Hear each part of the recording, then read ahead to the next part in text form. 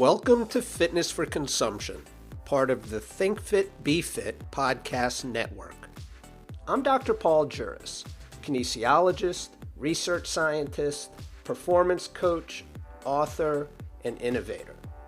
I'm here with my co-host, motor learning and clinical specialist, Gregory Gordon. Together, we have over 50 years of practical and scientific experience in things relating to fitness, performance, and health.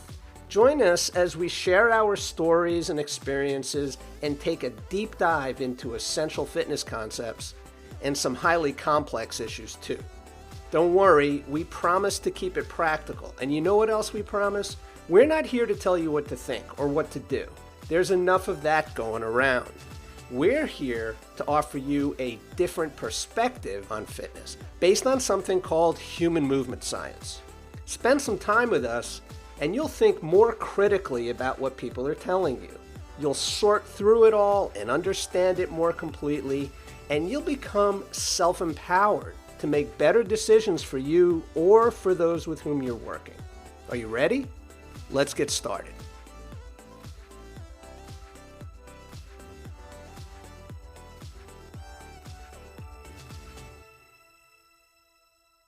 Okay, welcome back, everybody. This is Paul Juris, and I'm here with my dear friend, Gregory Gordon. And PJ. Actually, we have a third co-host who I hope won't make his presence known too much in this podcast. And who might that be? My newly adopted dog. The dog. My newly adopted dog, Django, is sitting next to me, and hopefully he'll only be, emotional support for me while we do this podcast. Well, those of us who need emotional support dogs might really appreciate that. My dog was a pain in the neck last time, and she was barking up a storm, and fortunately, I have very good editing skills, and so I managed to keep her out of the conversation. But who knows? Anything can happen. That's the great thing about this. That's exactly. So, we are talking about skill, and coincidentally, just the other day, relative to the recording of this episode, the Baseball Writers of America elected their members into the Hall of Fame, the Baseball Hall of Fame. Oh, that's right. So this is a very interesting week, and there are some notable things. First of all, David Ortiz, Big Papi, made it in on his first ballot, which is amazing, right? And yeah.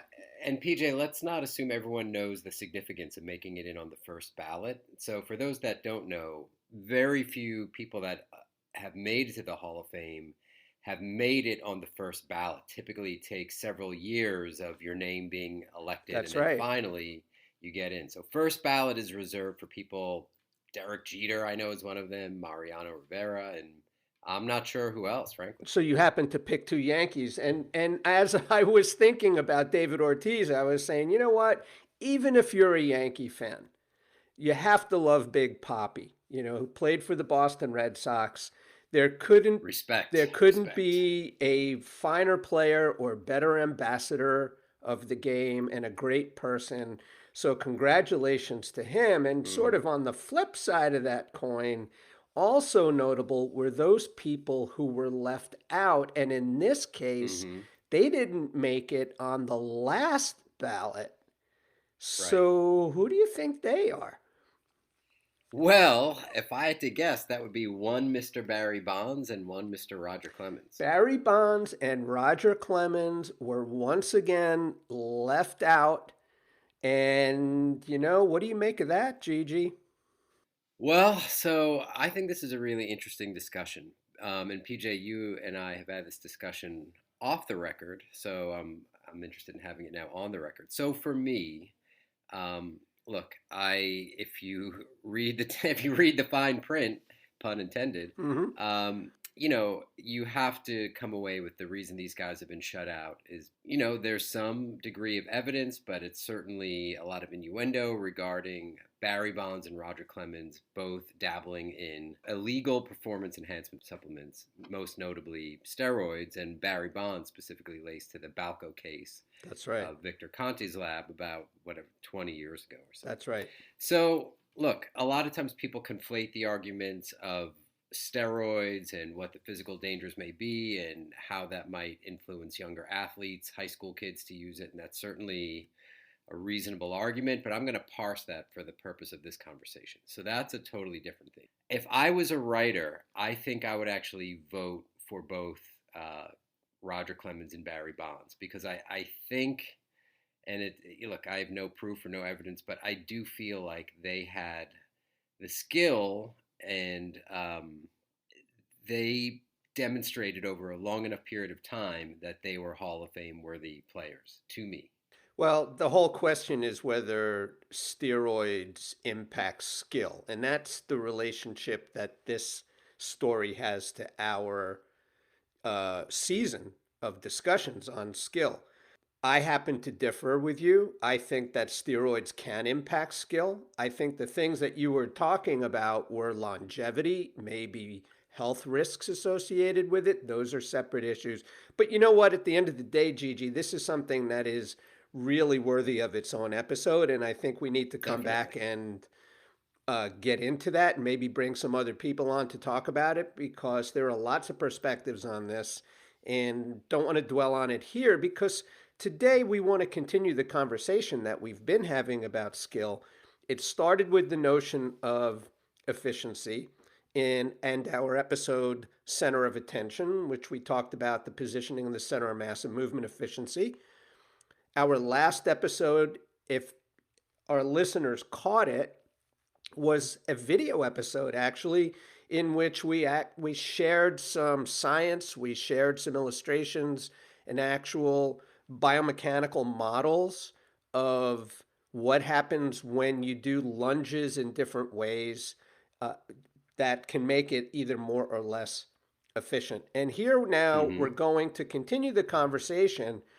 We were focusing on lunges, and the reason that we took on that particular exercise in those episodes was because I'm talking to trainers and I asked them, why is the 90-90 position in the lunge the commonly accepted version? And the answer that I always get is, it's sheer, stupid. So don't you know? Wow, Well, that's pretty yes, this aggressive. is the response that I get. I'm humbled every time Wow. I get that response. So the question is, like, where did this come from? What is this fear of shear that has emerged? And let's talk about it. Yeah, well, I'm glad we're going to talk about it because, when we put an episode together, so there's a combination of data that I pull. So I'll go to PubMed and try to pull some papers. I'll go on social media and just see if I type in, lunge and just see kind of what the conversations are on social media. I'll do basic Google searches. So this conversation, we're going to pull a paper that's from several years ago. But this conversation is still happening. And if anyone, if you want to find out for yourself, just Google lunge shear. And, on both sides of the coin, I was reading a blog by a physical therapist who actually probably thinks more in line with how we think, but we'll get to that later in the Mm-hmm. episode. But the whole point of her blog was it was dedicated to other physical therapists saying, hey, like we've got to rethink our fear of shear, so to speak. That this conversation is still a really controversial topic in terms of shear on the knee and including or excluding specific exercises based solely on that force. Yeah, that's a really good point. And the paper that we're going to talk about today is, in my opinion, it's the one that launched this whole movement. Back in the late '80s, I never even thought about it, and no one was ever talking about it. And then all of a sudden, this paper came out in 1993. And when you say we're still talking about it, this paper came out in 1993, and here we are 93. still Yeah. talking about it, which is really Yeah. amazing. But Yeah. this was a paper that was done by a guy named Greg Lutz. And I remember this specifically because I was working in orthopedic medicine at the time, and we were at an AAOS meeting, which is the American Academy of Orthopedic Surgeons. And at the meeting, there was a presentation of this paper, and it sent everybody into a tizzy And from that moment on, it's sort of like this whole thing around shear, in particular, the difference between what they're calling closed chain and open chain exercises. And note that Hmm. I said that they are calling them Right. closed chain. We'll talk about that in a second. Yeah. But it was that paper which kind of launched this movement against open chain exercises and the risk and the stress that they placed on the system and why we shouldn't do it. This was by Lutz and colleagues, 1993. It's called A Comparison of Tibiofemoral Joint Forces During Open Kinetic Chain and Closed Kinetic Chain Exercises. And this was published in the Journal of Bone and Joint Surgery. The reference is in our show notes, and we are going to get into that. Um, what we normally do, and this is what we've been doing with the fine print episodes, is we're going to get into the abstract. We're going to talk about what they did, what they found, jump right to the conclusion, because that's what most people read and follow. And then, of course, we'll start to get into the paper itself. So how does that sound? Cool. Let's do it. All right, so let's start with the purpose of the study. The purpose of this study was to analyze tibiofemoral joint forces, those being shear and compression, during open and closed kinetic chain exercises. Right. So again, let's look at it from their perspective. These are people working in rehab medicine at the Mayo Clinic. And what they're seeing is that patients that recently injured their ACL or had ACL reconstruction surgery, the most common complaint was patellofemoral joint pain after that surgery. And we should also keep in mind in 1993, I don't know, PJ, when were the first commercial knee extensions available? Late 60s, 70s? Oh, knee extension machines? Yeah. Oh, yeah, So they geez. weren't around for, it's not like they had 50 years of knee extension Well, the machine first literature. no, the first one that I'm aware of was probably the Universal, and it was a combination leg extension, leg curl. It was just a flat bench, and on the end there was a little axis, and you could either Oh, sit yeah, on it right. or lay prone on it, and you can do it that way. So, gee, that thing goes back to the late 70s, early 80s, and then they broke it Okay. apart and they made a seated leg extension and a prone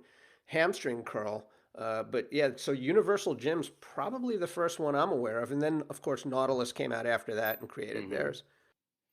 But point being, there wasn't a tremendous literature on knee extension machines prior to 1993. So No. what they were seeing is that at angles greater than 30 degrees of knee flexion, it was causing pain. So what they found is that if you try to work on strengthening the knee, so basically from your knee being straight to 30 degrees of knee flexion, that it actually helped reduce the pain. But the paradox is that while you did that exercise, bringing your knee from 30 degrees to 0 degrees puts greater strain on the ACL. And that was a major concern for them. So that's true. So the paradox is in order to minimize patellofemoral compressive loading and joint pain, patellar pain, you need to avoid those deeper ranges of motion. So you want to stop flexing at around 30 degrees.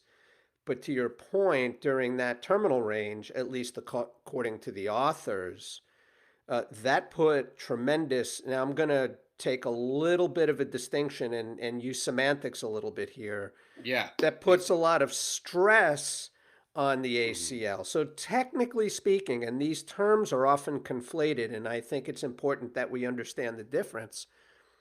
Stress is load, stress is pressure, stress is tension, and that can be very significant.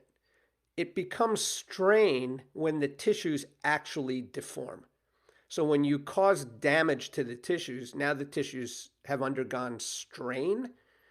But when we're talking just about loads applied to the tissues, we refer to stress. Hmm. So here's the thing, and it's important that we distinguish between these because they are suggesting potentially in this paper, and we'll get into it, that doing leg extensions from 0 to 30 degrees causes strain. Hmm. It definitely causes stress, but we Hmm. need to understand that stress does not always lead to strain, and that's part of the conversation that we have to have with this. Okay. Well said. Okay, so the purpose of the study was to look at these two forces acting on the knee joint, shear and compression. Now, let's Hmm. understand what shear is. Shear is when we have surfaces that are moving in opposition to one another. So, as it Hmm. relates to the knee, there's an anterior shear and a posterior shear. And in this paper, they talk about posterior shearing forces, and that is basically the kind of force that's putting stress and tension on the ACL. That's what they're Hmm. measuring. So the compression force is the load between the femur and the tibia, which is more of an Hmm. axial load. That contributes to the production or minimization of shear, but we're not really going to address that so much as we are just focusing on the shear elements here. Yeah, as that was a major priority of these authors. That's right. And so what they're trying to do, and it seems like what they're trying to do, is to suggest that yes, moving through this terminal range is better for the patella, but it's a lot worse for the ACL, and it's their intent to document the amount of shear that's occurring in order to show everybody just how noxious this force can be. And Hmm. so that's the purpose of the study. So here, let's get into the methods a little bit. And this can all be Yeah. found in the abstract of the paper. They had 5 subjects, 4 men and 1 woman, 29 years average age and averaging 77 kilograms and 178 centimeters in height. So here's what they did. They were doing maximum isometric contractions, and they did it at 30, 60, and 90 degrees of knee flexion. So imagine isometric. Remember, we're not moving. These are stable, fixed positions, contracting the muscles as hard as possible under those conditions. Hmm. When the knee is bent to 30 degrees, to 60 degrees, and 90 degrees, and they did it in both an open kinetic chain and a closed kinetic chain model, which we'll talk about. Hmm. Hmm. And tibiofemoral joint forces were calculated through a two-dimensional biomechanical model. All right, so what does that mean? It means they took the forces that they measured and they applied it to a mathematical model that calculated these shearing forces. All right. Hmm. And then they also looked at EMG activity in the quads and hamstrings in order to use that information as factors in the model. So those factors, the EMG magnitudes, were fed into the model in order to help produce the outcomes. Right. So they're looking at how hard the muscles are contracting and putting that into the model to make an estimation of the forces on the joint. Correct. So those are the methods. And now, if we look into the abstract, they're going to present our results as if they're Hmm. not already predictable. But Gigi, why don't you take us through the results of this All paper? right. So to summarize quickly, the open kinetic chain condition, so open kinetic knee extension condition, produced a maximum shear force of 285 newtons at 30 degrees of knee flexion. The closed kinetic chain condition produced significantly lower shear forces at all angles, and the closed kinetic chain condition produced higher levels of muscle co-contraction at the same angles that the open kinetic chain condition produced the highest shear forces. So they were inverse to each other. Right. So there you have it. You have this significant shear force of 285 newtons. They Mm-hmm. don't actually, in the abstract, they don't tell you what the shear forces were in the closed kinetic chain, but that they were significantly lower in all 3 knee angles, and that you had a lot of co-contraction in the closed chain, and particularly at the time in the 30-degree condition when there are very high Mm-hmm. shear forces in an open chain, you're getting a lot of co-contraction in the closed chain. The implication there being, even if at 30 degrees you're subject to higher shear forces, the fact that you're getting a lot of co-contraction, which really means hamstring activation, Mm-hmm. that hamstring is pulling in the opposite direction, so it helps to really mollify the amount of shear that's being generated. So they have what they say is their clinical relevance, which is the term they use in their paper, and that's their take home message. And that is what? So To quote directly from the paper, they suggest that closed kinetic chain rather than open kinetic chain should be emphasized as a means of strengthening the muscles of the knee in athletes after injury to or reconstruction of the ACL. So essentially, you should focus on closed kinetic chain and minimize or avoid open kinetic chain. And there we have it. A study from the Mayo Clinic on ACL stress advocates closed kinetic chain over open kinetic chain. And that's it. Don't do open chain anymore. Forget knee extensions. But before we run for the exits, when we see a leg extension machine, let's read the fine print. Let's do it. And that's coming up right after this brief break.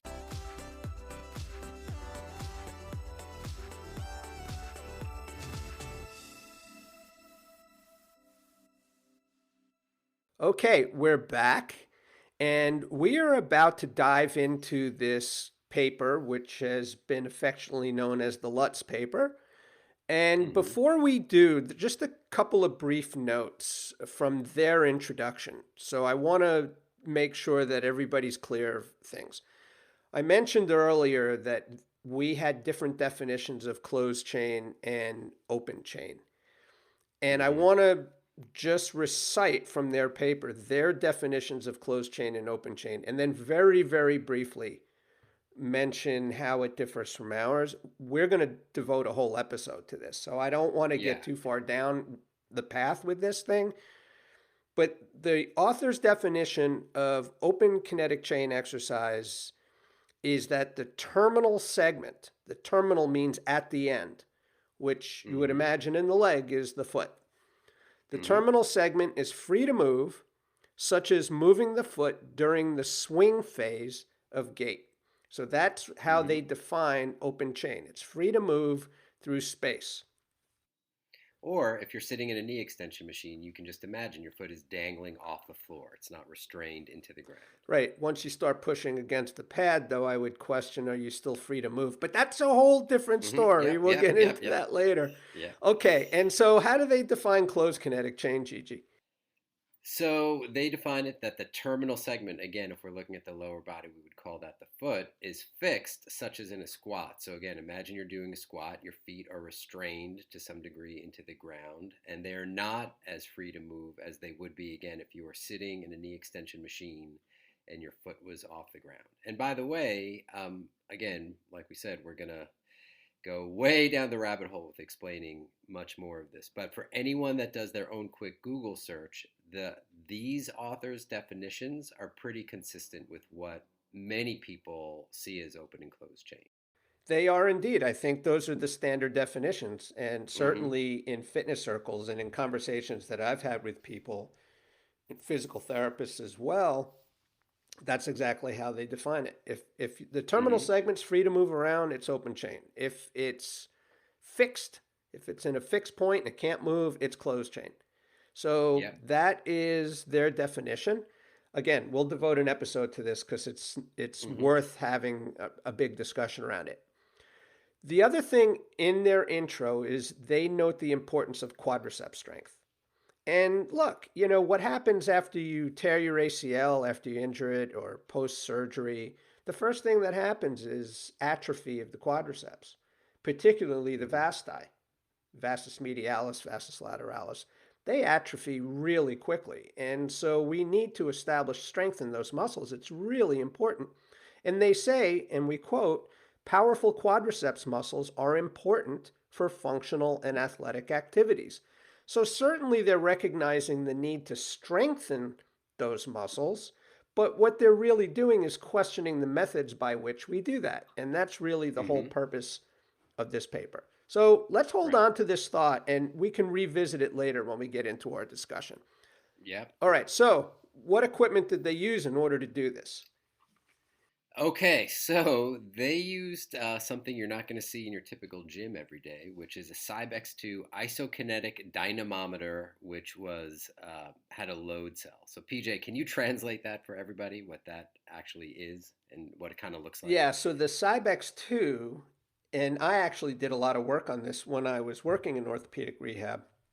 It's an isokinetic dynamometer. A dynamometer is a device that measures force. That's what it does. Okay. Mm-hmm. And an isokinetic dynamometer is one in which the speed of the device is regulated. And so isokinetic means at a constant velocity. And so what we Mm-hmm. do with these is we set the max velocity on the machine, and then the user pushes against the machine and cannot exceed the velocity that's set, and then it measures the force at those different velocities. In this Mm-hmm. case, there's no motion going on. Remember, these are Mm-hmm. isometric contractions. So the machine is set with the input arm, which, by the way, this device looks just like a leg extension. So for anyone Mm-hmm. who's trying to understand what we're talking about here, it's a seat, just like a leg extension. It's got a back support and a seat, and it's got an arm with a pad at the end. And you sit in it just like a leg extension. What they do is fix the position of the arm for the open chain condition. You sit in it, and they'll have the arm set so that your knee starts at 90 degrees, or actually is at Mm-hmm. 90 degrees, because again, it's not starting and changing, it's fixed at 90. Then they set it at 60, and then they set it so your knee's Mm-hmm. at 30, and all you do is push against it as hard as you can, isometrically, Mm-hmm. and that's what it does. Okay, and then so for the closed kinetic chain condition, and by the way, if you end up pulling the paper for yourself, they don't have a picture of the open kinetic chain condition. No, in fact, they So, don't even describe what they did. So I did our listeners the favor of actually describing what you do when you're in the open kinetic chain condition. They don't even tell you yeah, would what they did. and frankly, I was going to say, if not for the benefit of being able to ask you this question, when I was reading this paper on my own, I couldn't, based on the paper itself, I had a hard time envisioning how exactly they did the open chain condition. But anyway, for the closed chain condition, it looks slightly different. So there's a mounted load cell on a device on a foot plate. So there's that load cell's under the foot plate, and someone's knee is bent again in those same degrees, 90, 60, 30, and they're trying to just push straight down into this foot plate.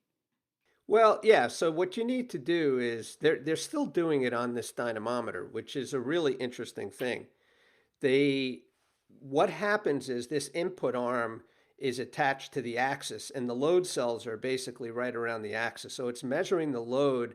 It's really measuring torque that's being applied to that uh, to the machine. But in order to create a closed chain condition, so imagine if you had a box in front of you and you were going to do a step up on the box, Mm-hmm. but instead of actually stepping up onto it, all you did was place your foot on it and push down on the box. Mm-hmm. That's the Yep. condition that they were creating. Now, they had to use the same machine that they were using for the open kinetic chain condition. So, what they did was they set this input arm to a horizontal position and then mounted a foot plate on it so that it actually functioned like a step. Then they put a load cell on top of that so that when you put your foot on it and press down on it, it would measure the load or the force that you're creating. But it's not a force plate. It's just a load cell. So all it does is measure the magnitude of the force you're generating, not the direction. All right. It's not a vector. Mm-hmm. It's just the magnitude. So Mm-hmm. it's a scalar.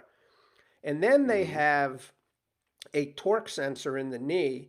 It's actually this mechanical device that's on the leg that is sensing the torque that's being created when you're doing this. And they compare the torque and the load cell. They put those things together and feed that information into their 2D mathematical model in order to generate shear forces and measure the shear forces. So this is a very strange configuration, to be honest with you, but that's how they did it. Yeah, and one last thing is to record the muscle activity, they had the surface EMG electrodes on the quads and hamstrings. Exactly. And then for their procedures, they did one testing session and they had all the Mm-hmm. subjects come in and they exerted three maximum isometric contractions at each of those knee angles 30 degrees, 60 Mm-hmm. degrees, and 90 degrees of knee flexion during each of those types of exercises. Now, I will say Mm-hmm. parenthetically, they also had the subjects in the open chain condition do a maximum knee flexion, we're not going to report on that because it doesn't really Mm-hmm. bear relevance to Right. this particular conversation. But that's exactly what they did. And then from that, as I said, they took the information from the load cell, from this torque sensor for the closed kinetic chain condition, and then for the open chain condition, they just took the torque that was measured by the dynamometer and used that to feed into the biomechanical model. Mm-hmm. And from that, they calculated the moments and the shear forces that were acting on the knee. Right. So the other thing is, and this is really important because the authors use this 2D model, this mathematical model, to Mm-hmm. assume the force vectors, which were then factored into the calculations for shear forces. Now, it's an Mm-hmm. assumption. This was not a force plate. And so they were not using an inverse dynamics biomechanical model. They were using a very clever device, but they were assuming certain things which were fed into the model. And it's important to understand that as we go forward with this, because these Yeah, results are not ironclad. and if someone wants to see exactly what we're talking about, the episode we mentioned in the beginning of this podcast, which will come out uh, prior to this one, will show you exactly what a 3D force plate will do, which will show you that line of force, that force vector, which they did not use in this They study. did Just not. so So they you had to make some assumptions to arrive know. at what they thought was the ground reaction force vector on that closed kinetic chain. The open kinetic Hmm. chain, there's no assumption. It's a tangent to the limb. So the force is applied at a 90-degree angle to the limb. So that's easy to calculate. You just put that Hmm. in, that angle goes right in. But for the closed kinetic chain condition, they had to assume what that ground reaction force vector was. And so they're taking all those inputs and then making that assumption. Hmm. And then statistically, this is comparing one condition to the next across all these three knee joint angles. But this is what it's called the paired t-test, and it's just a test of Hmm. means. They look at the mean of one, they compare it to the mean of the other, they see what the variability is, and then they determine if they're statistically different. The reason you use a Hmm. t-test here is because there are only 5 subjects. So it's what we refer to as a repeated measures design. Each subject was his or her, in the one case, own control. Each person did both conditions. That's repeated measures. But Hmm. there are only 5 of them, so there's not enough statistical power to run an analysis of variance, and so they do what's called a t-test, which is fine. Hmm. I mean, it works perfectly Hmm. well. Okay. Okay, so now let's get to the results. All right, so for the open kinetic chain condition, so the ACL load, as we mentioned earlier, was 285 newtons, but with a standard deviation of 120 newtons at 30 degrees of flexion. At 60 degrees of flexion, the ACL load was 160 newtons with a standard deviation of 53. And actually, there was a PCL load, which again, for this conversation, is not really relevant, but that was 387 with a standard deviation of 67 newtons at 90 degrees. Yeah, so here's the interesting thing. Once you get to 90 degrees of flexion in an open chain condition, the load's not on the ACL anymore. The load's on the Yeah. PCL. Hmm. So that's a really interesting finding. And so the authors kind of allude to this in the study. They say, look, if you could do open chain leg work, quad work at 90 degrees, that's fine because you don't put any stress on the ACL. All the stress is on the PCL. So who cares? But Hmm. as they've correctly pointed out, that's 90 degrees of knee flexion. You're going to have very, very high patellofemoral compressive loads, Right. and that's going to irritate the patella, which in ACL Yeah. rehab is a serious consideration. So Hmm. Yeah, that was an absolutely. interesting finding. But yes, so the ACL was under load in the 30 and 60 degree conditions. And then what about the closed kinetic chain condition? What did they find there? So for the closed kinetic chain condition, there actually was an ACL load. So there's PCL load, and it's from 516 to 538 newtons for all three joint angles, and the standard deviations were 392, 476, and 165 for the 30, 60, and 90 respectively. So for the 30-degree condition, the standard deviation was 392. Yeah, so think about that. So the load on the PCL was between 516 and 538 newtons, but the standard deviations were 392, 476. The Mm-hmm. standard deviations in the open chain conditions were 120 at max, which Mm-hmm. was, half of what it was in the closed chain. We'll talk about that in a minute because that's an Right. interesting finding in of itself. They did measure the EMG activity in the open kinetic chain. The max EMG of the quads was 68% MVC, so 68% of a maximum isometric contraction, which is how they're measuring it. They're not Mm-hmm. measuring the amplitude value of the EMG signal, they're just looking at it relative to the maximum signal when you do an isometric contraction. And that occurred at 90 degrees, as probably expected. The maximum EMG of the hamstrings was 82% MVC, very high, but that was during the flexion exercise. So there was Mm-hmm. very low level hamstring activity during the extension exercise. And Mm-hmm. as they said, there was minimum antagonistic activity or co-contraction during open kinetic chain exercise. And then what about Mm-hmm. the closed chain? So for the closed chain, the max quad EMG was 63% of MVC at 90 degrees. The max hamstring EMG was 59% MVC at 30 degrees. And there were high levels of co-contraction at all angles. Yeah, so just pay attention to that hamstring EMG activity. Mm-hmm. 59% at 30 degrees of knee flexion. So there was minimum hamstring activity in the open chain exercise. But in the closed Mm-hmm. chain, this is almost 60% of MVC at 30 degrees of knee flexion. And again, the Mm-hmm. authors are suggesting that because of this, that's a high level of co-contraction. And that helps to stabilize the knee and mitigate any shear forces. But we'll talk about that Mm-hmm. in a little bit. So the conclusions were that shear is significantly lower during closed kinetic chain exercises. And they're saying that's at the P is 0.05. So the probability of any of these results occurring randomly is less than 5%. And of course, we accept Mm-hmm. that as a significant difference. There was a higher co-contraction during closed kinetic chain, reducing ACL stress. And shear forces at 30 and 60 degrees during open chain place substantial, I quote, substantial Mm-hmm. loads on the ACL. Note the use of the phrase substantial loads. That's very deliberate. Mm-hmm. Okay, we are sufficiently warned against using open chain exercise because of substantial loading of the ACL. Right. So the authors make it clear that they think substantial loads are being placed on the ACL, like they said in that earlier part of the paper where there's that paradox that even though strengthening the knee from 0 to 30 degrees can be helpful, especially for the quads, it can come at the cost of high loading of the ACL, and their study seems to prove that out. Okay, so stay away from open chain. All Mm-hmm. right, but before we Definitely. accept this warning at face value, let's read the fine print, and we'll do that right after this.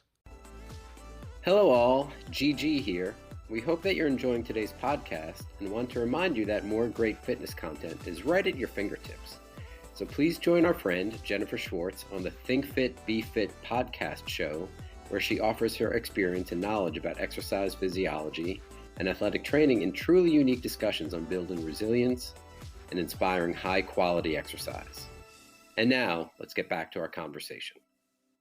All right, PJ. So we went through the mechanics of the paper, and it's a compelling argument. And especially, when I read a paper, I try my best to look at it initially through the lens of the author. So, the work they were doing, they were seeing they were observing these results. They had this idea about open chain versus closed chain. Now they did a study. The study seemed to suggest that what they thought might be happening could be happening. So, it sounds like a fairly strong case if we were in a court of law and they were presenting their hypothesis and then their evidence to back it up.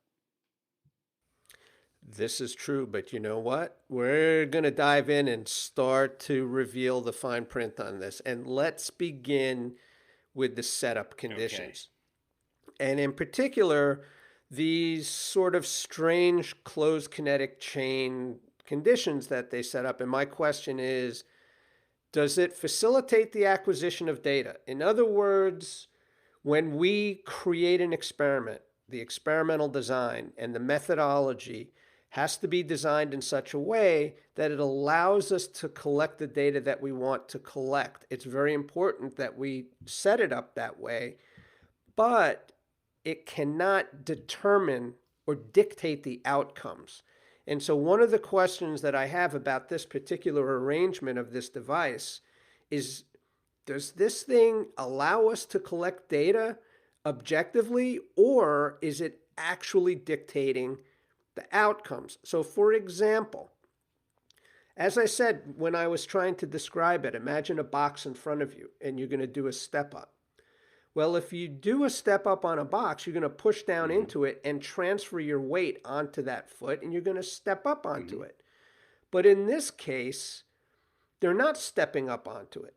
In this case, what all they're doing is pushing down into the foot plate to try to produce as much force as they Mm-hmm. can.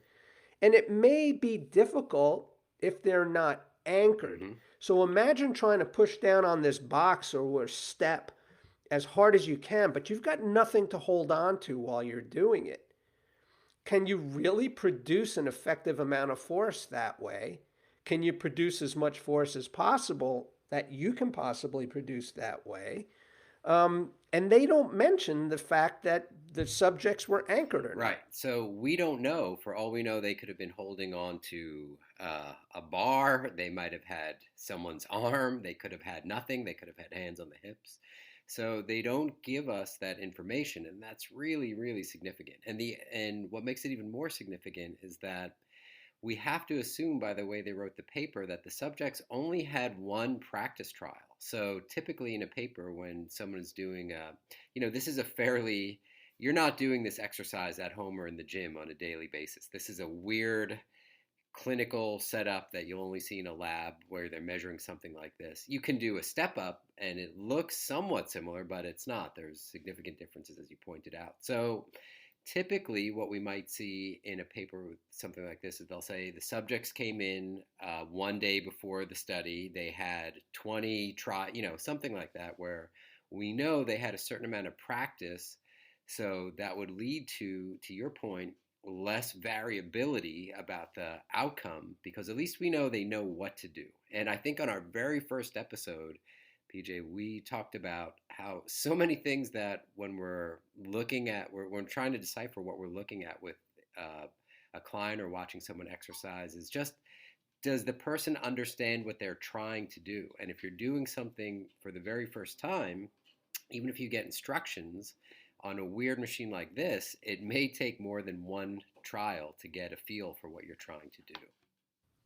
Yeah, there's a practice Mm-hmm. effect, there's a learning effect, and they weren't given the opportunity to try this. And you're right. It's walking upstairs, sure, everybody's done it. Right? Stepping up on a box on a curb, sure, everybody's done it.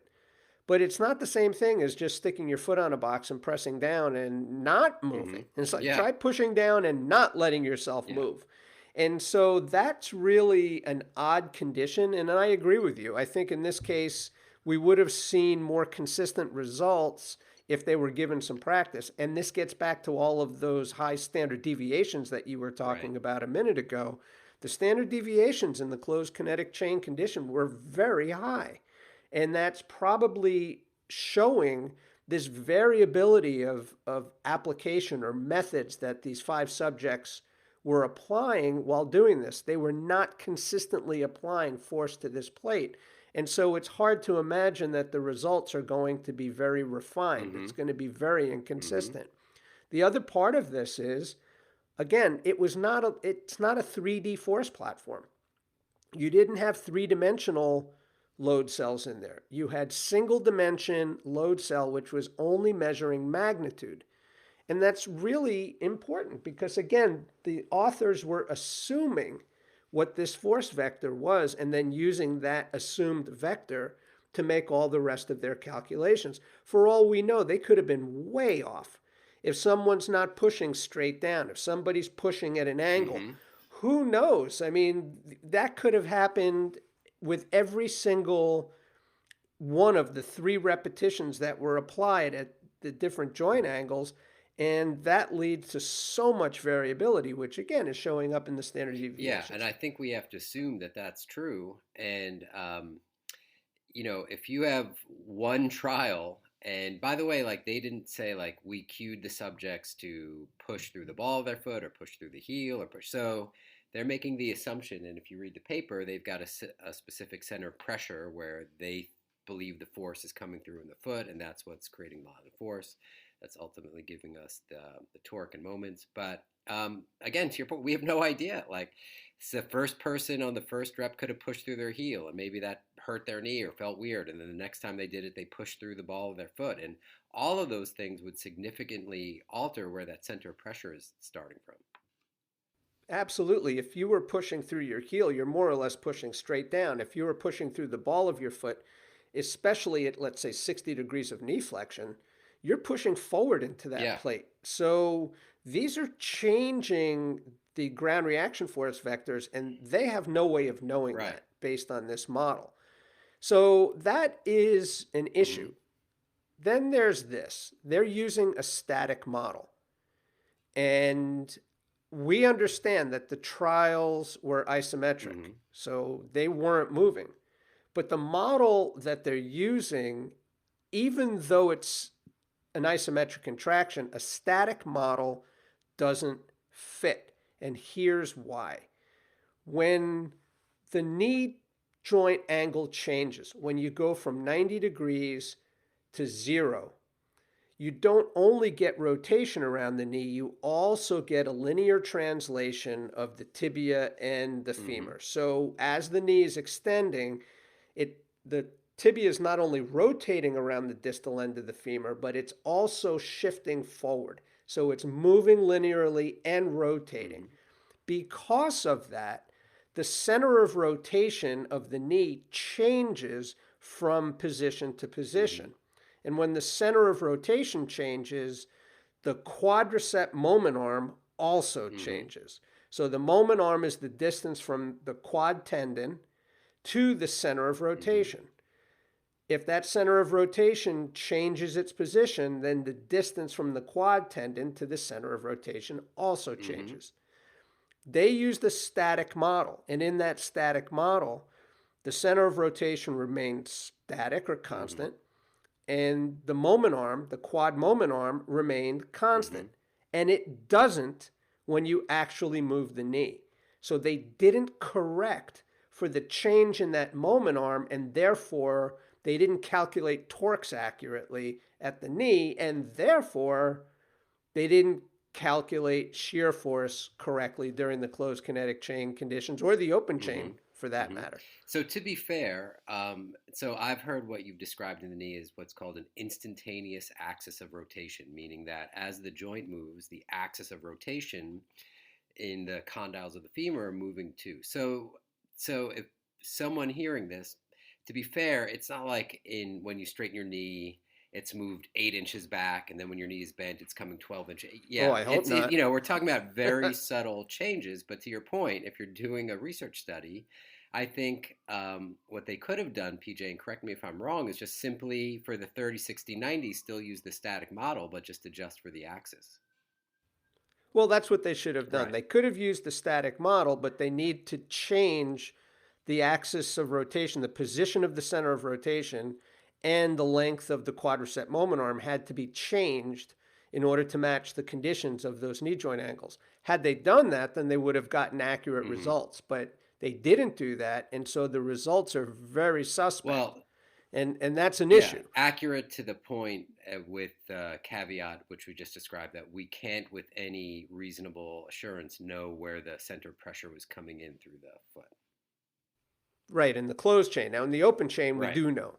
So, for the open chain condition, they would have had a more Mm-hmm. accurate reading for Mm-hmm. sure. Closed chain, you're right. We still have some things which are indeterminate. And that is what the next concern that I have with it in this biomechanical model. The authors state, quote, since the number of unknown forces exceeded the equations available in the static force analysis, the solution was indeterminate. The calculation was based on level of muscle activation. So explain that to us. Yeah, so they don't know exactly where and how much these forces are. And so what they have is a statically indeterminate model. Indeterminate means can't be determined. So by looking at the forces coming off this little foot plate, the load cell, and this torque sensor, they were, again, assuming that they were going to have a certain force vector, but it was indeterminate. They couldn't do it. So what they did instead was they looked at the EMG of the muscles, sort of figured out, well, this is how hard the muscles are contracting on a relative basis, and so this is how much force is being applied into the system, and they use that as maybe a correction factor to try to increase the accuracy of the calculation.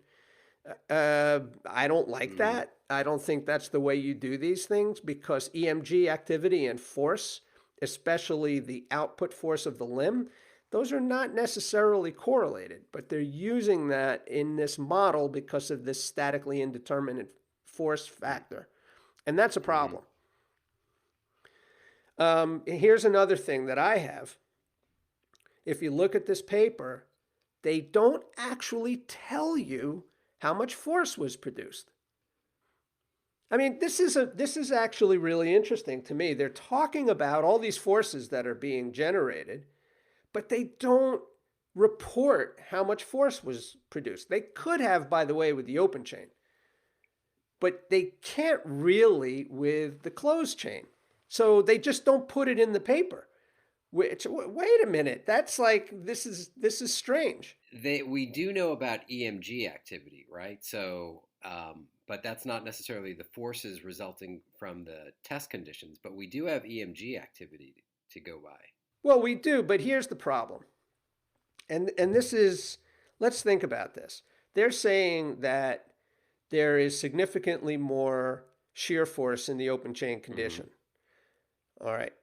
So let's just throw an argument out there. Let's say in the open chain condition, they produced, 200 newtons worth of force. All right. And then they created a certain amount of shear.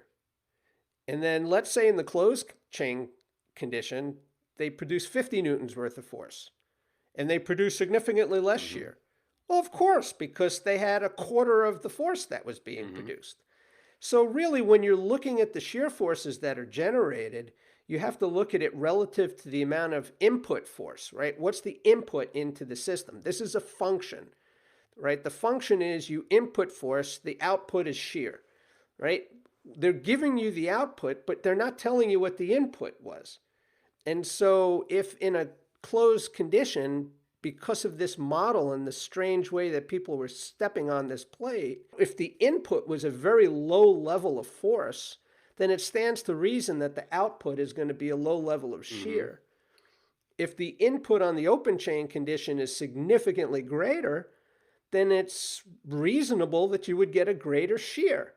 So the thing is, they don't tell you how much force was being generated in either condition, and I think that's an omission which is problematic. Yeah, and so to be clear, what you're saying is that even though we know, so they did an MVC, a maximal volitional contraction, and then we know the percentage. The EMG is telling us the percentage of how close they're getting to that MVC in the different joint angles. We can't extrapolate that information into the forces that might be placed on the ACL, the shearing forces. Well, I mean, that's true, but what I'm really saying is they don't report about absolutely how much force was created when they were doing these movements or these conditions, right? When they were sitting in the machine in the isokinetic dynamometer and pushing against the pad, they don't tell you how much force they produced. When they were standing on the foot plate in the closed chain condition at 60 degrees of knee flexion, and they're pushing down into this foot plate, they don't tell you how much force was being produced. This has nothing to do with muscles. Well, it does because the muscles contract to help create the force, but they're just not reporting on the force itself. Forget about the EMG.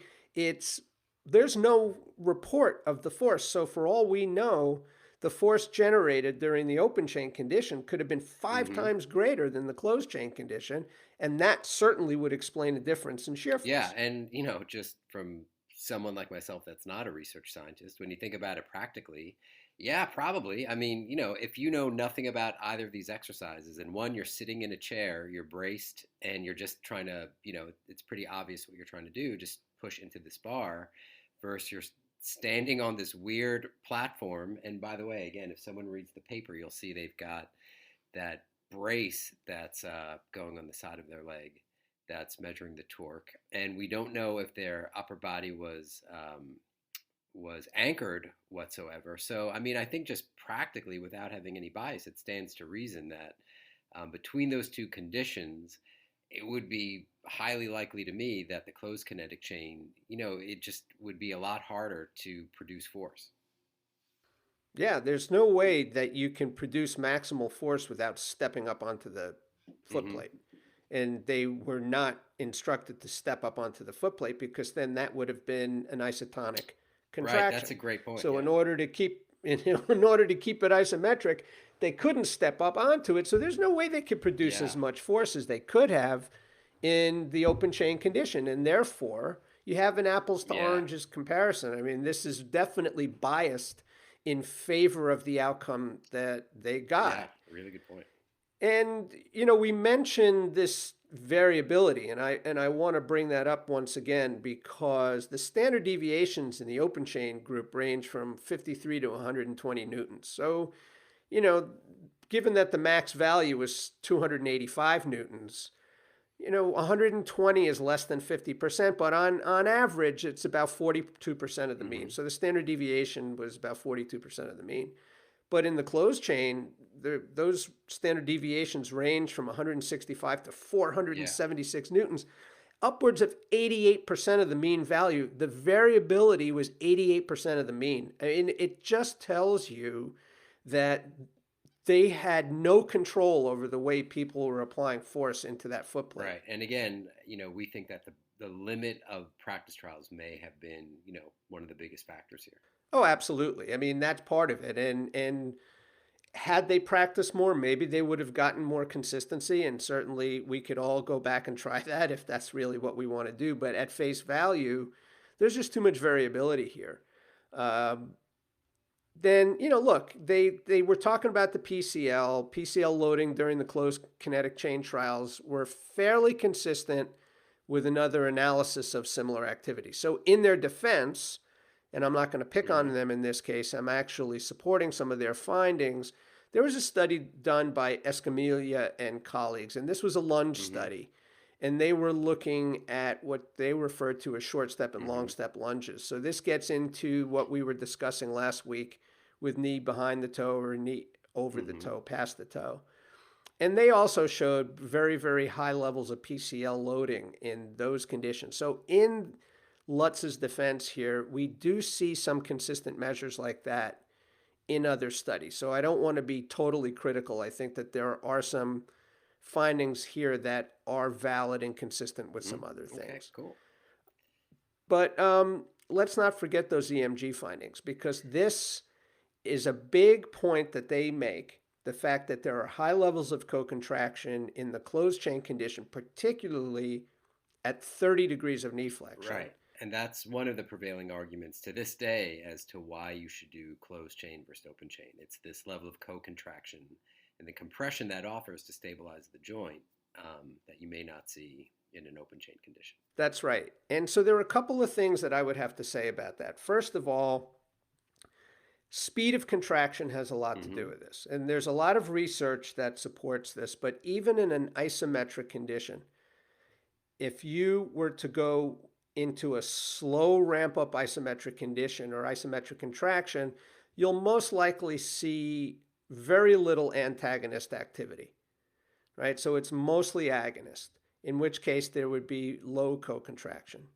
But if you do very rapid onset isometric contractions, you see high degrees of co-contraction, right? So the faster you go, the more co-contraction you get, even if it's Yeah. isometric. So if you get into these very rapid twitch-like contractions, you do see high levels of antagonist activity, Hmm. co-contraction. The authors make no mention in this study of how rapidly their subjects ramped up the tension in those isometric knee extensions. Yeah. And, we spoke about this in a dynamic condition with actually your dissertation work. But I think the key takeaway there is that even if it's isometric, and this goes back to a discussion we had with David Boehm, I think our first discussion with him, is that it's the intention that, you can habituate to it. But if your intention is to move really rapidly, that's what sets up the initial neuromuscular conditions. And to your point, yeah, you can see a lot of co-contraction. If you are cued to push on that bar as fast and hard as you can, you'd see a very different result than someone just saying, push into this bar. That's right. Absolutely. And that is not disclosed here. It's not mentioned. In fact, I don't think they controlled for rate of tension development. And I think that is an omission. And certainly, if someone were to reproduce this study, I would factor that Hmm. in.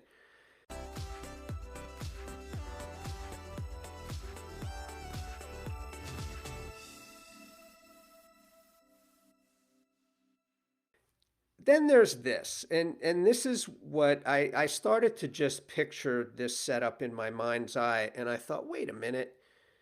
So imagine when we're doing this closed chain Hmm. condition. All right, let's Yeah. reimagine. We're going to put our foot up on a box in front of us. Now, I say in front of us because this is the 30-degree knee angle now. Hmm. So you put your foot up on the box, and what you need to do, if it's a box or if it's their foot plate, what you need to do is now hop back away with your stance leg. Imagine you're standing close to the foot plate. Hmm. You put your foot up on it. Your knee's at like 90 degrees of knee Hmm. flexion at that point. What do you need to do to get your knee to 30 degrees of knee flexion? You back away from the foot plate and you keep backing away until your knee is at a 30-degree angle. So now the position of that leg is out in front of you. Hmm. Try to picture that in your mind's eye. Your foot's up on this foot plate. You've backed away from it in order to get your knee to a 30-degree angle. And so your body's, I don't know, a foot, 2 feet away from it as your leg is up on the foot plate in front of you. And then you're asked to push down into the foot plate. How are you going to do that? Which muscles do you have to use in order to be able to apply force down into the plate when your knee is almost completely extended?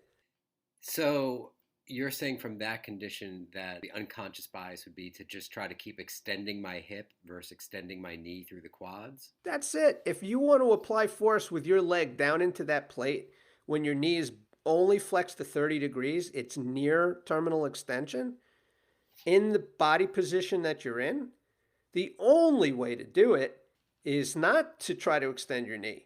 You got to try to extend your hip. So you're going to pull from your hip down into the plate. And the muscles that are going to do that are your glutes and hamstrings. Well, they're not measuring glute function here. They do have an EMG Yeah. electrode on the hamstrings. So we do see some quad, there's definitely some quad activity in that closed chain condition for 30 degrees, but it is definitely less than the hamstrings. And people, if they read the paper, it's the graph on the bottom of page 736. So there is quad activity, but it's less than the hamstrings. It's less than the Hmm. hamstrings.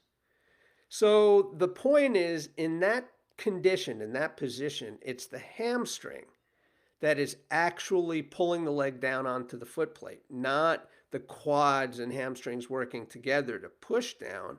It's more like you're trying to do a hip extension exercise, pushing your leg down onto that foot plate. And that's what's activating the hamstrings. Mm. So that when I said earlier that the setup conditions dictate the outcome, Hmm. this is an example of that. At 30 degrees, that setup requires you to extend your hip, pull with your hamstrings in order to create force. And that's what's creating the co-contraction that they are measuring there. In fact, you get more hamstring contraction than quadricep contraction. And it's not because of it being closed chain, it's because of that particular joint angle and body position during the closed chain that's causing that outcome. Right. And we know that quad activation has a relationship to increased stress on the ACL. So the first fine print we did, where we went over the Santana paper, so that was pretty obvious. If people can remember, or if they haven't listened to it yet, that was one. They were looking at a cable press versus a bench press, and they were comparing one arm versus two arms on a bench press. So to anyone reading that, I think that's pretty obvious that, hey, like, this is not apples to apples. This, PJ, is a lot more subtle. So without, doing a fine print episode like this, I'm not sure that, that would be an obvious result to people. No, I think, I looked at this paper several times, and then ultimately I sort of smacked myself in the head and said, wait a minute, how is it that somebody is even able to do this particular action? How can you get your leg in that position with a knee joint angle of 30 degrees, apply force down into the plate, don't lift yourself up onto the plate, but the only way you could do it is by pulling from the hip. And so what they've done is create a condition that dictated an outcome. And it's notable here because it's at the same joint angle where they're suggesting you've got this substantial load acting on the ACL during open chain. So, I thought that this was a serious issue. And a lot of people looking at something like this, they're not necessarily going to pick up on these things. And again, these were the people responding to this paper were not lay people. These were medical doctors and physical therapists. And of course, this filtered down into the fitness industry. And again, this is the paper that launched 1,000 hysterical people. So, yeah, there's a problem here. And that's why we do this episode, the fine print, because we need to address these things. So I want to focus on the key part to me. The key part of this thing was substantial load. Yeah, because that sounds scary. When the authors said that open chain exercise places a substantial load on the ACL, and I have to ask, wait a minute, what does substantial load mean? And this really, other than these other things that we've been picking on here, to me, this is the most significant part of the findings of this study, and the fact that goes overlooked in almost everybody I speak to regarding this kind of stuff. Right. Now, I think, so if you're going to use the term substantial load, at a minimum, we would need to know some percentage value. So, what makes something substantial? So just because something could be 200 newtons, we have no idea what that is in respect to whatever this tissue's or this object's stress capacity is. So we have to know, which the authors don't give us, what the percentage value of these stresses on the ACL are compared to what the maximal tensile strength of the ACL would be. Right. In other words, put in very simple terms, substantial relative to what? We when we say something substantial, we need something to compare it to. Right? Just looking at it all by itself, it may seem like 285 newtons. Oh my God, that's outrageous. Right. But 285 newtons compared to what? And to your point, the question is, how does 285 newtons compare to the maximum tensile strength of the ACL? Because that's the issue here. The issue isn't really whether closed chain and open chain have different shear stresses acting on the ACL. The real issue is, so what if they do? How much is it relative to what the ACL can tolerate? And there is a paper that we've put in our show notes. It's by Wu and colleagues. It's published in 1991. So this information was available to the authors when they did this study. And they found that the maximum tensile strength of the ACL is what, Gigi? 2,160 Newton. 2,160 Mm-hmm. newtons. In other words, you have to apply 2,160 newtons to the ACL before you impose strain on the ACL. This study found that open chain imposes 285 newtons. Mm-hmm. 285 out of a maximum of 2,160. Mm-hmm. So what's the percentage there? So that's a whopping 13.2%. And I might just add, ironically, people that have had ACL reconstruction, the tensile strength of the ACL actually goes significantly up.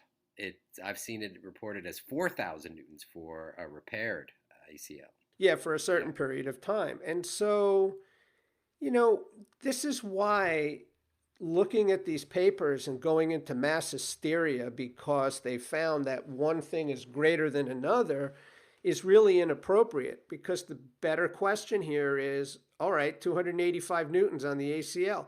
So what? 13% of maximal capacity. You're not going to tear your ACL by putting a stress of 13% of its maximum capacity on it. In fact, come on, people, who's ever seen anyone tear an ACL on a leg extension machine? I mean, come on. So therein lies the problem. And, it's the analogy that I often use here is that I can hold more water in a coffee mug than in a thimble. Mm-hmm.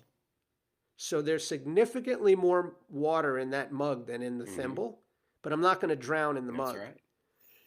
And so, yes, there's more stress on your ACL and open chain than closed chain, but you're not going to tear your ACL on open chain because you're only imposing 13% of the max load on the ACL. So big deal. Right. And by the way, I've seen some studies that look at walking, and walking at a certain point in the gait cycle is somewhere around 10 to 13% of ACL strain as well. So it is comparable to Mm-hmm. walking. Wow. Yeah.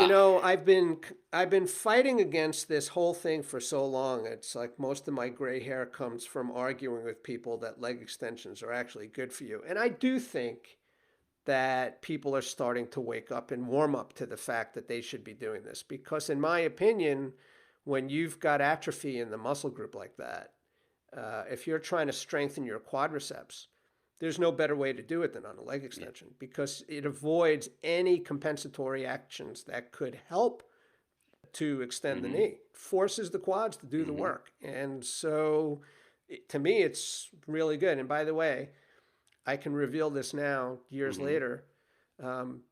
I did leg extensions with every single one of my ACL patients. Every So single one. even after you were one of the people at this, historic event where they presented this paper, you went back to your clinic, Maverick and all, and still did knee extensions. Especially because I'm a Maverick. Absolutely, we did And knee extensions. Now what did the they have to doctors say? wouldn't call them knee extensions, right? The doctors, they were afraid to use the term knee extension or leg extension, so they called them knee bends. But was it really that drastic? Like, if you can remember back in real time, was it really like a month? Because I remember, like, early in my career, I actually went to see Juan Carlos Santana, the guy who authored the paper we just mentioned. And, he was literally like talking about standing on a stability ball and doing all the stuff. And, like, the day before, all of us were like basically bodybuilders. And then the next day, like, everyone in the gym was standing on a stability ball doing, lateral shoulder raises. And so in my mind, at least when I think back to it, it was an immediate, shift in terms of perspective. Do you remember it being something like that? It was pretty sudden that one moment this was okay, and the next moment was taboo. It was really amazing that this paper had such an impact on the way people thought and what they did. And again, the physical therapist walked away saying, "Okay, no more open chain, no more leg Mm-hmm. extensions," and that filters very quickly into fitness, because physical therapists, do have an influence on the way people think in the fitness industry, and rightly so, for good reason, but not in this Mm. case. I mean, this just created mass hysteria, and it was a mistake. So that is the fine print as it relates to LUTs. Gigi, what really matters here? All right. Well, first of all, the benefit of doing these episodes with you is that, I have to go through the paper with you like several times, and my own biases get revealed as I keep going through this paper because I read something one way, then we talk about it, and my mind changes a bit. So, this was a study done on people that had recent ACL injury or recent ACL reconstruction, and I think, were trying to give guidelines for the rehab of those people. So, your typical person that's walking in the gym to exercise, avoiding the knee extension for the fear of shear, it doesn't add up. This study has no application to that kind of person.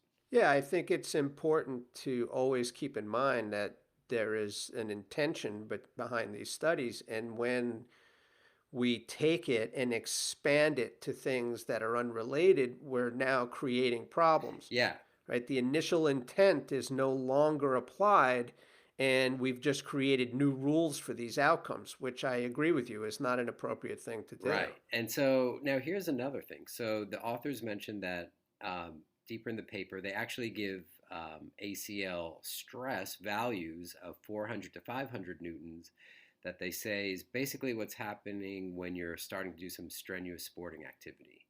So we know, based on this study, if we take it at face value, that even with the standard deviation, that a knee extension at 30 degrees at worst would come somewhere close to that. So if you were actually an individual that had ACL injury or ACL surgery, and or you were a therapist or medical professional working with someone, or even a trainer working with someone in that condition, let's say, based on the guidelines, after about 9 weeks post surgery, isn't that exactly what you would want to do in a training session? So, to your point, if you use a knee extension, you're not imposing stresses from other planes. It's really just a sagittal plane exercise. And so, wouldn't you want to start to carefully put load on that ligament in a way that you could really control, and at least you can control for the direction that the forces are coming in? So to me, it's actually, they're making a case why it would be an ideal thing to do, maybe not the day after surgery, but based on the guidelines, somewhere about 9 weeks after the surgery. You'd actually want to start knee extension so you can start preparing that ligament for the stresses that you're going to place on it. Even if you're someone that's just like you're not necessarily a professional athlete, just someone that, walks around, moves around, exercises. So I think they're actually proving the case why you would want to use that in your post rehab training. Yeah, so jettison the sheer of fear and do the things that you need to do to condition the body to deal with stress, which is ultimately what we want to do. When the body can't deal with stress, that's when it breaks down. So let's impose those stresses in a careful, measured way so that we can improve someone's Yeah, that's tolerance. basically the Absolutely. point of training. And PJ, here's the bomb drop. I wish we had a better sound effect board here, but here's a bomb drop. So you want to hear something crazy? Yeah, tell You me. don't tear an AC. I always want to hear Okay, something this is gonna crazy. blow your mind. Actually, Uh you oh. you might have thought of this before, but here's the deal, folks. You don't tear an ACL in the open chain. So the way you tear an ACL is actually in the way that these authors define it, in the closed chain. So an ACL tear comes from your foot is restrained on the ground, your femur, and the relationship between your femur and tibia, there's a rotation, there's what's called knee valgus typically, and there is some sagittal, you're fairly somewhere close to knee extension. So it's the combination of those stresses and typically the acceleration, how quickly those stresses are happening, that's how you tear your ACL. So we actually, or at least I did, I tried to look for papers that showed an ACL tear in an open chain. If any of our listeners can find one, please send it to us because I cannot find a paper that exists of someone actually tearing an ACL in the open chain. So the thing we're warned against doing has not been shown to be actually damaging, yet when people do tear it is in the That's closed right. chain. So let's not do the closed kinetic chain. Let's do no closed kinetic chain, because by golly, that's going to rupture the ACL. Right. So, that is, those are really interesting insights, Gigi. For me, there are a couple of things that I would say just what really matters. One is, don't conflate statistical significance with practical significance. And that's one thing we learned from this study, that the shear force at the knee was statistically greater in the open chain condition, but practically insignificant. It's nothing to be concerned about. So sometimes we see these p-values and we see the word that says significant, and everybody's saying, oh no, like do it or don't do it. It may have nothing to do with it. These are statistical measures, and in this case, a statistically significant finding was practically meaningless. So we have to be careful with that. Apply some logic and reason to practical settings, right? I mean, regardless of what we're doing, whether it's open or closed or anything else in between, let's just apply some reason, some logic, some rationale, common sense. And more often than not, I think we're going to end up in a good place. And then don't just read the numbers. And this is part of the reason why we do this episode. Don't just read the numbers. Ask some questions. Do some digging. When you read a paper and it says this is damaging to the ACL, go look around and go find out what is damaging to the ACL, and then see the comparison between those. In other words, let's try to think for ourselves a little bit, because when we do that, we'll end up with better outcomes for ourselves, for our clients, for everybody around us. So it is amazing to look at this one paper and see how that's filtered, even 30 years later. It is quite astonishing. It is, and I think it's as meaningful now as it was back then. So with that, Gigi, that wraps up this episode. We want to thank our listeners. Again, I'm Paul Juris, and I thank you all for listening and bearing with us, and hopefully you enjoyed the conversation. Gigi, any final last words? Nope. Just thanks everybody for listening. And again, give us feedback. Let us know if there's a study you'd like us to do next. Yep. Thanks everyone for listening. We hope you enjoyed the episode and it gave you lots to think about. So while you're thinking, why don't you consider becoming a member of our round table? What's the round table?